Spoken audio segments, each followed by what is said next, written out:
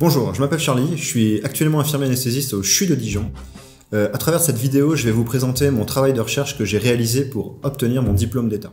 Pour ce travail, on a pris des personnes considérées comme expertes en intubation, des gauchers et des droitiers, qu'on a fait intuber aléatoirement avec la main gauche et avec la main droite sur un mannequin d'intubation. Ainsi, le mémoire se découpe essentiellement en 3 parties.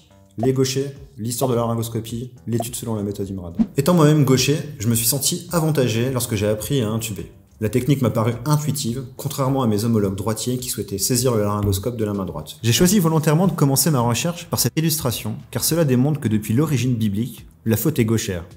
Adam et Ève enjoignent leur bras gauche pour tenir le fruit défendu en enlaçant la mort.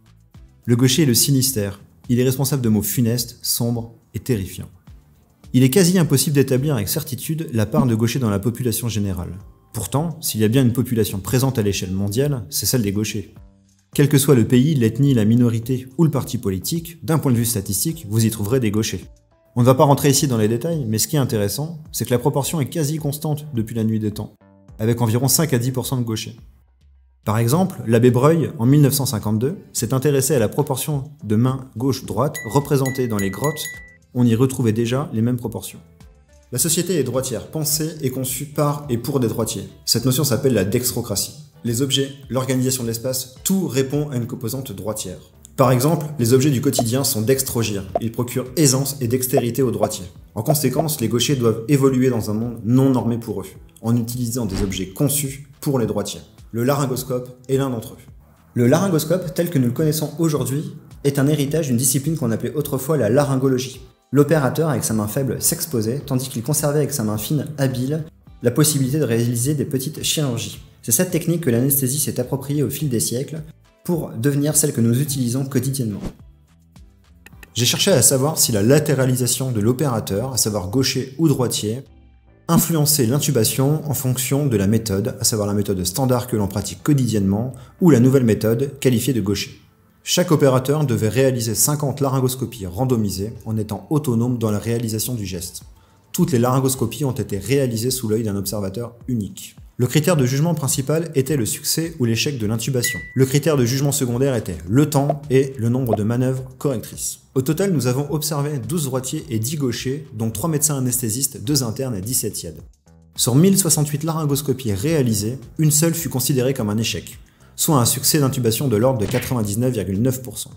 On peut donc conclure que la méthode utilisée n'influence pas le succès de la laryngoscopie, quelle que soit la latéralisation de l'opérateur. Concernant nos critères secondaires, nous observons que la méthode de laryngoscopie standard est plus rapide que la méthode gauchère pour la population totale. Les gauchers sont aussi plus rapides pour réaliser une intubation standard par rapport à la méthode gauchère, environ 2 secondes de mieux. Enfin, les droitiers mettent le même temps pour intuber, quelle que soit la méthode utilisée. Comme vous pouvez le voir sur ce second tableau, les droitiers sont significativement plus rapides que les gauchers pour réaliser une intubation selon la méthode gauchère. En revanche, pour la méthode standard, pratiquée quotidiennement, on constate que les gauchers sont plus rapides.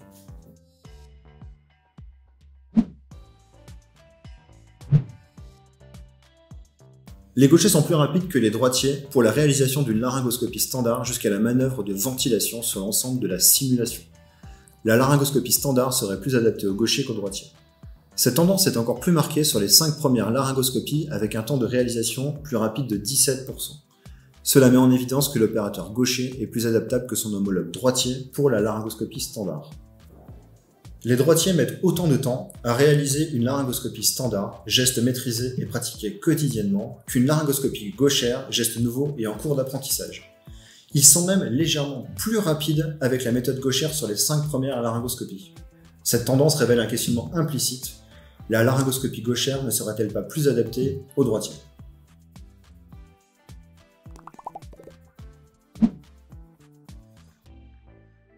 Cette étude a démontré qu'il n'y avait pas d'impact sur le succès d'intubation en fonction de la latéralisation de l'opérateur, et ce, quelle que soit la méthode utilisée.